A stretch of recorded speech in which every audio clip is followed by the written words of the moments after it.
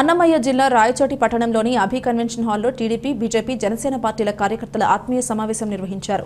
ఈ కార్యక్రమానికి ముఖ్య అతిథిగా బీజేపీ రాజంపేట ఎంపీ అభ్యర్థి మాజీ ముఖ్యమంత్రి నల్లారి కిరణ్ కుమార్ రెడ్డి హాజరై కార్యకర్తలను ఉద్దేశించి ప్రసంగించారు.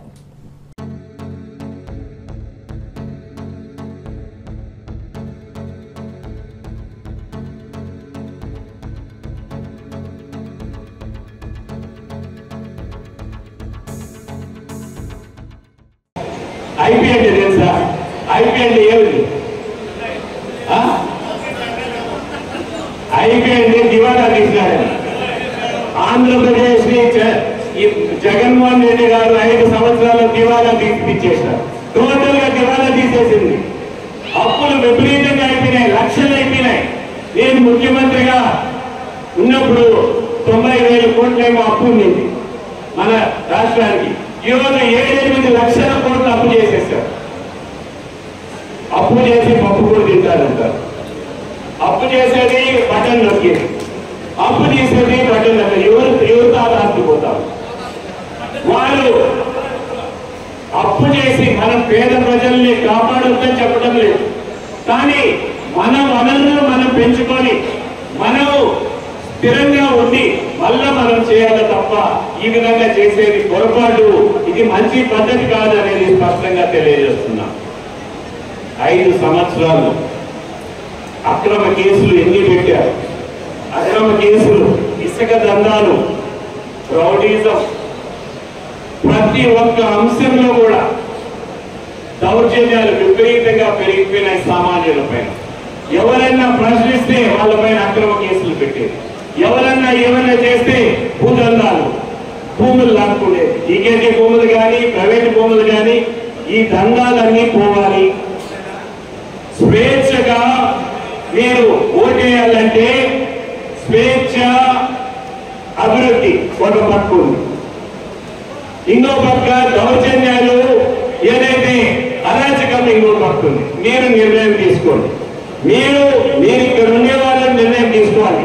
మీకు స్వేచ్ఛ, అభివృద్ధి కావాలా, మీకు అరాచకము, ఈ అవినీతి కావాలా అని మీరు నిర్ణయం తీసుకోవాలి.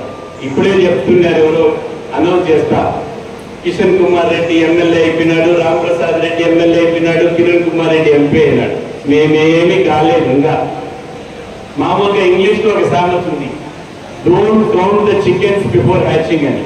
గుడ్లు పెట్టిన తర్వాత గుడ్లు ఎన్ని పిల్లలు వస్తాయో మనకు తెలియదు. ఈ ఏదైతే ఇది ఉందో, నేను ఎంపీ కావాలో, ఎమ్మెల్యే కావాలో, మన సుబ్రహ్మణ్యం గారు ఎమ్మెల్యే కావాలో, రామప్రసాద్ కావాలో, కిషోర్ కుమార్ రెడ్డి కావాలో, మీ చేతుల్లో ఉంది, ఓటర్ మహాశయుల చేతుల్లో ఉంది. మీరు నిర్ణయం తీసుకోవాలి. వారు చెప్తున్నారు దౌర్జన్యంతో వారు సంపాదించిన అవినీతి డబ్బుతో ఓటర్లు కొనచ్చు, నాయకులను కొనచ్చు అనుకుంటున్నారు. దయచేసి, నాకు తెలుసు ఓటర్ మహాశయులు ఎంత తెలివైన వారు, ఎంత చాకచక్రం ఇక్కడ ఉన్న నాయకులు ఉండే వాళ్ళందరికంటే మా అందరికీ ఎంత తెలివి ఉందో ఓటర్ మహాశయులకి మాకంటే ఎక్కువ తెలివి ఉంది. అవునా కాదా? ఓటర్లు మభ్య పెట్టాలనుకుంటే ఎవ్వరు మభ్య పెట్టలేరు. ఇక్కడనే జగన్మోహన్ రెడ్డి గారు పక్కన నుంచే ఉన్నారు. 5 సంవత్సరాలు అయింది. పాపం వివేకానంద రెడ్డిని చంపారు.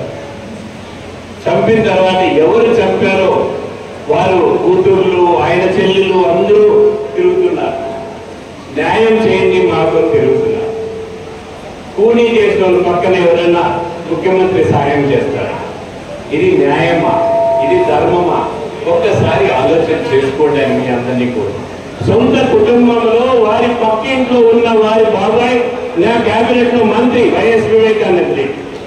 నాకు ఎన్నోసార్లు రాజశేఖర రెడ్డి గారు చెప్పారు, కిరణ్, నేను వివేకానంద రెడ్డి పోటీ చేస్తే నాకంటే 5,000 ఓట్లు వాళ్ళకి ఎక్కువ వస్తాయి. వాడు ప్రతి ఆఫీస్ కి గుమస్తా మాది తీసుకొని పోయి పనులు చేపిస్తారు.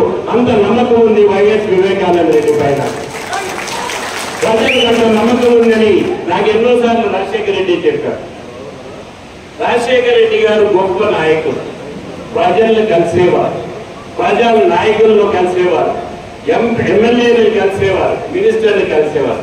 ఇప్పుడు మీ ఎమ్మెల్యేకే ఇంటర్వ్యూ లేదు, మంత్రికే ఇంటర్వ్యూ లేదు.